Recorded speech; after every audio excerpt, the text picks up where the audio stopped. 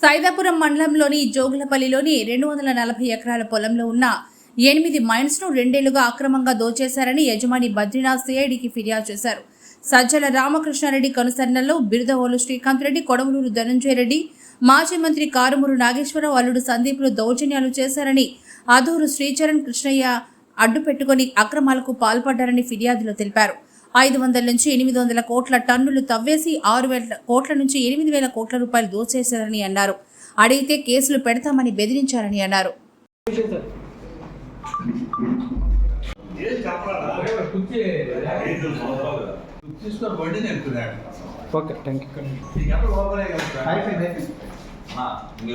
అన్న, నా పేరు ఆదూరు బద్రీనాథ్ అన్న. మాకు సైదాపురం మండలంలో జోగిపల్లి అనే గ్రామంలో మా పొలాలు ఉన్నాయన్న.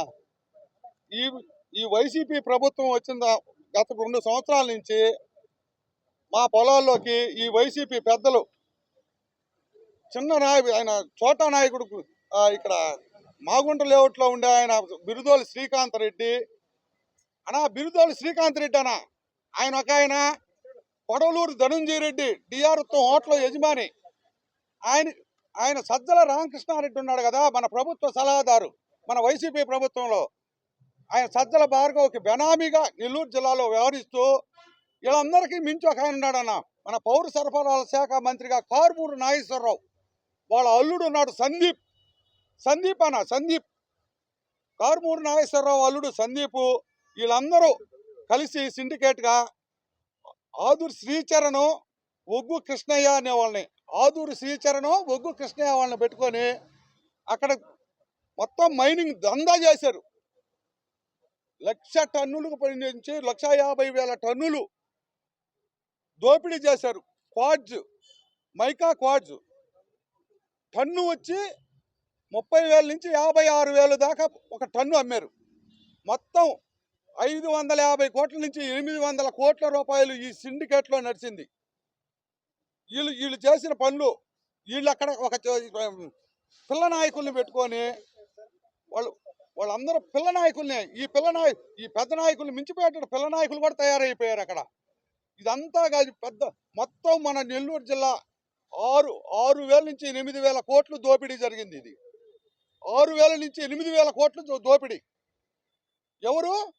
బిరుదోలు శ్రీకాంత్ రెడ్డి, డిఆర్తో హోటల్ ధనంజయ రెడ్డి, సజ్జల రామకృష్ణారెడ్డి వాళ్ళ కొడుకు సజ్జల భార్గవ్, వీళ్ళందరి సమక్షంలో కారుమూరి నాగేశ్వరరావు, ఆయన ఎక్కడో ఈస్ట్ గోదావరిలో ఉంటాడు, ఆయన అల్లుడు సందీప్ నెల్లూరు మీద గద్దలాల వాలేరు. వీళ్ళందరూ మా సొంత పొలాల్ని తీసుకున్నారు. అయ్యా ఏందయ్యా అంటే మా మీద రౌడీ షీటర్ ఓపెన్ చేయమన్నాడు. ఆత్మకూరు డిఎస్పీ గారి దగ్గర మా పిల్లకాయల మీద కేసులు పెట్టారు. చేశారన్నా వీళ్ళందరూ. కడుపు మంటనా అన్నా, ఇచ్చారన్నా అన్నకి, జగన్ అన్నకి ఇచ్చారు. నవరత్నాలకి 9 సీట్లు ఆయనకు ఒకటి, ఇసుక దందా చేసిన దానికి ఒకటి, లిక్కర్ దందా చేసిన దానికి ఒకటి, ఆయనకి ఇచ్చిన సీట్లు అయ్యి. వీళ్ళు కానీ మళ్ళీ కానీ ప్రభుత్వంలో ఉంటే కిడ్నీలతో కూడా కిడ్నీలతో కూడా లాగేస్తారు. ఈవెన్ మేము మీడియా వాళ్ళని మీరేమనుకోబాక, మీ కూడా లాగేస్తారు వాళ్ళు. ఎవరు వదిలిపెట్టుండ్రు. దేవుడు మన అందరి దేవుడు ఉండి ప్రభుత్వం మారి ఈరోజు మనం ప్రశాంతంగా ఉన్నాం అన్నా. వీటన్నిటికి మించి అన్నా, వీటన్నిటి మీద నేను సిఐడి డిఎస్పీ గారిని కలిసి దీని మీద కంప్లైంట్ ఇచ్చా. వీళ్ళందరి మీద కంప్లైంట్ ఇచ్చా. వాళ్ళు సార్ మీరు న్యాయం చేయండి, ఇంతకుముందు మాకు అన్యాయం జరిగింది, మీరు న్యాయం చేయాలి అని వాళ్ళని వేడుకున్నాం.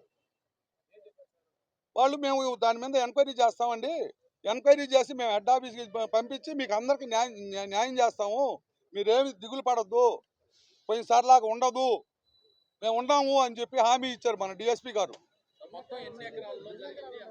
సార్ ఇది 300, ఇది మాకుండేది 240 ఎకరాలే. జరిగిన అన్యాయం అంతా ఎక్కడ జరిగిందంటే తలుపూరు, చాగణం, జోగిపల్లి,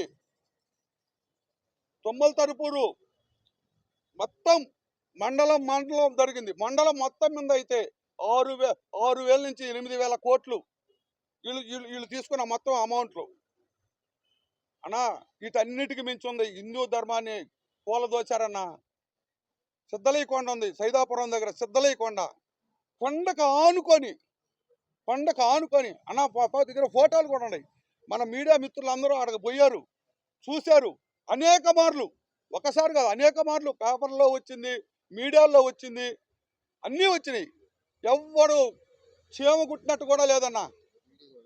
ఈవెన్ వీళ్ళందరికీ ఒక సూత్రధారు ఉన్నాడు ఇక్కడ, మైనింగ్ డీడీ, ఆయన డిప్యూటీ డైరెక్టర్. ఆయన కూడా షేర్ ఉందన్న దీంట్లో. ఆయన ఏమి లంచాలు తీసుకోలేదన్న, పాపం భాగమే తీసుకున్నాడన్న. భాగమే తీసుకుని ఆయన కూడా 130 కోట్లేనన్న, ఎక్కువేం కాదు. పాపం 130 కోట్లు ఆయన ఖర్చుల కింద తీసుకున్నాడు అంతే అన్న. వీళ్ళందరూ చేసిన పాపాలన్నీ దగ్గరికి వచ్చినాయి.